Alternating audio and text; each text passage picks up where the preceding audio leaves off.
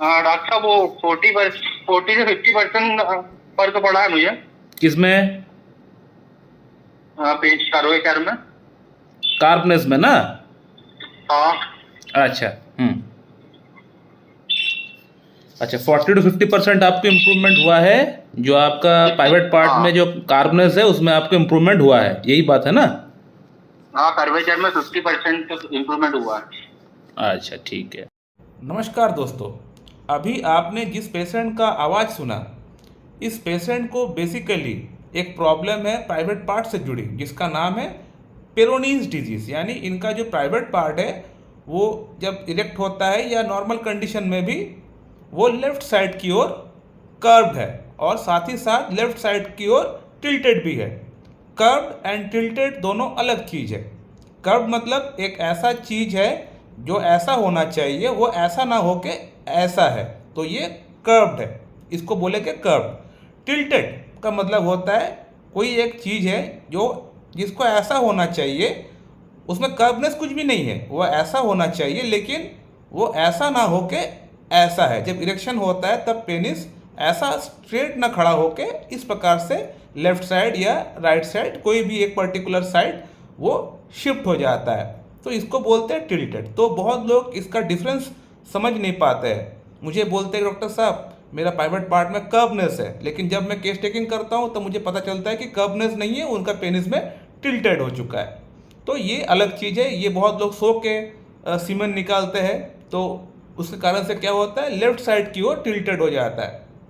तो इस पेशेंट का अंदर टिल्टेड की भी प्रॉब्लम है, साथ ही साथ इनका वहाँ पे कर्वनेस की प्रॉब्लम भी है। तो इस पेशेंट को मैं थॉरोली केस टेकिंग करके इस पेशेंट को जो मेडिसिन दिया गया था वो है कैलकेरिया कार्ब।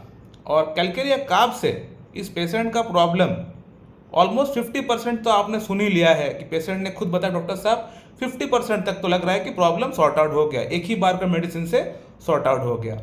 अब ये पेशेंट मेरे पास आने से पहले बहुत सारे डॉक्टर के पास से ये होके आए हुए, किसी ने इनको कैलकेरिया फ्लोर दिया, किसी ने एसिड फॉस दिया, किसी ने फ्लोरिक एसिड दिया, किसी ने साइलेशिया दिया, किसी ने थूजा दिया, किसी ने बनाया हुआ अपना फॉर्मूला दे दिया और पैसे ले लिए, लेकिन फ़ायदा इनको एक पैसे का नहीं हुआ और होगा भी नहीं, क्योंकि जब तक original medicine, real medicine patient का नहीं जाएगा तब तक पेशेंट का प्रॉब्लम ठीक नहीं हो पाएगा।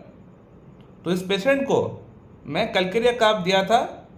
कैलकेरिया कार्ब के पहले एक मेडिसिन दिया था, उसका नाम है थूजा ऑक्सीडेंटलिस। थूजा इसलिए दिया गया था क्योंकि इनका फैमिली बैकग्राउंड में साइकोटिक माइजम पाया गया है। बहुत सारे पेशेंट का अंदर सिस्ट पाया गया था, गठियाबात की प्रॉब्लम पाया गया था, जिसके कारण से मैंने पेशेंट को फैमिली बैकग्राउंड के कारण से पेशेंट को मैं दिया था थूजा, और उसके बाद मैं शिफ्ट हो गया कैलकेरिया कार्ब पे। तो यही दो मेडिसिन देने मात्र पेशेंट का प्रॉब्लम 50% तक सॉल्व हो गया। और पेशेंट को मैंने कहा था कि नारियल तेल लगा के आप मसाज करिए। किस प्रकार से मसाज करना पड़ता है, मसाज करने का एक टेक्निक होता है, वो टेक्निक मैंने पेशेंट को समझा दिया था, बोल दिया था, पेशेंट समझ भी गए थे। उस प्रकार से वो मसाज किए तो इनका प्रॉब्लम आज देखिए 2 महीने के अंदर 50% तक ठीक हो गया। आगे मेडिसिन और जाएगा, मेडिसिन और भेजेंगे, कैलकेरिया का आपको पोटेंसी को बढ़ाए हम, उससे पेशेंट का प्रॉब्लम लगभग सॉल्व हो जाएगा। थोड़ी बहुत अगर 19-20 रह भी जाएगा तो वो रह जाता है थोड़ी बहुत, लेकिन वो बहुत ज़्यादा प्रॉब्लम नहीं करता है, लेकिन ऑलमोस्ट सॉल्व हो जाता है प्रॉब्लम। कैलकेरिया का आप जो मेडिसिन दी है इनका वेल सिलेक्टेड रेमेडी है और मेडिसिन ने काम भी किया है।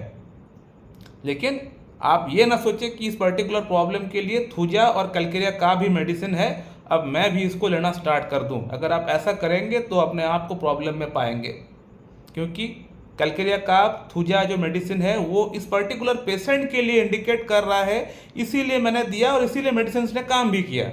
अगर इंडिकेट नहीं कर रहा करेगा आपका केस में, तब इसको अगर आप लेंगे तो फिर हो सकता है आपका अंदर प्रॉब्लम क्रिएट करे, क्योंकि बहुत सारे मेडिसिन है होम्योपैथी में एक ही डिजीज़ के लिए, एक ही प्रॉब्लम के लिए होम्योपैथी में अलग अलग बहुत सारी मेडिसिन अवेलेबल होती है जो कि सिम्टम्स के अकॉर्डिंग काम करता है।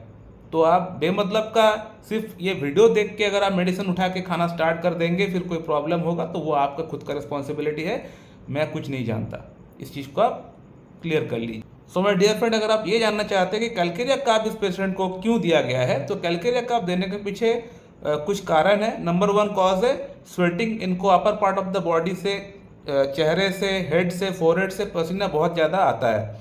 इनका जो कम्प्लेक्सन है वो गोरा है, फेयर है, एग खाना इनको अच्छा लगता है, फिजिकल वर्क करने में इनको प्रॉब्लम होता है, और कमर में दर्द कहीं ना कहीं बॉडी में इतना कम एज से ही इनको दर्द पेन होना स्टार्ट हो चुका है।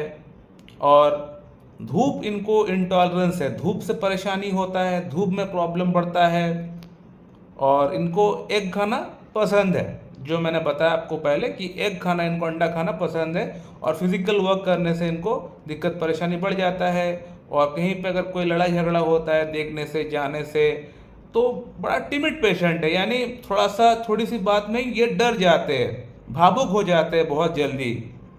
तो ये जो सिम्टम्स है, ये सभी सिम्टम्स कैलकेरिया कार्ब की ओर इंडिकेट कर रहा था। थूजा जो मैंने दिया वो फैमिली बैकग्राउंड के अकॉर्डिंग दिया गया था, प्लस एक साइकोटिक माजम चल रहा है बैकग्राउंड में, जिसके कारण से मैं देख के थूजा पेशेंट को स्टार्टिंग में दिया था। उसके बाद मैं शिफ्ट हो गया कैलकेरिया कार्ब पे, तो मेडिसिन ने बहुत अच्छा काम किया। सो माय डियर फ्रेंड, मैं इस वीडियो को यहीं पे एंड करता हूँ। अगर आप लोग के मन में कोई सवाल है तो आप लोग कर सकते हैं। So thank you very much and have a good day.